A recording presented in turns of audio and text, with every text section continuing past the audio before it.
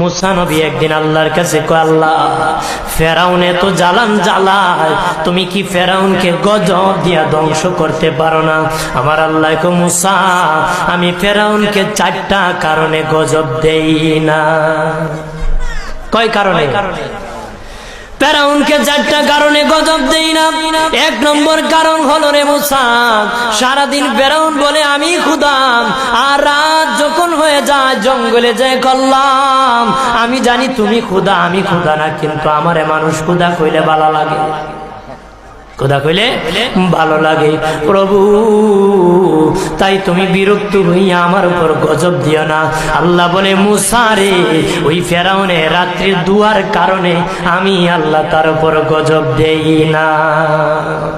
2 নম্বর কারণ হলো, আরে মুসা তোমার মুখে দাড়ি, ফেরাউনের মুখে দাড়ি, তোমার পরনে জুব্বা, ফেরাউনের পরনে জুব্বা, তোমার মাথায় পাগড়ি, ফেরাউনের মাথায় পাগড়ি।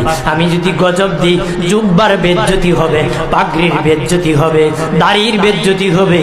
মুসা রে, ওই জুব্বার পাগড়ির ইজ্জত রক্ষার কারণে আমি আল্লাহ ফেরাউনকে গজব দেই না। 3 নম্বর কারণ হলো, আল্লাহ বলেন, মুসা রে মুসা, 3 নম্বর কারণ হলো, ফেরাউনের বাড়িতে একটা এতিমখানা আছে।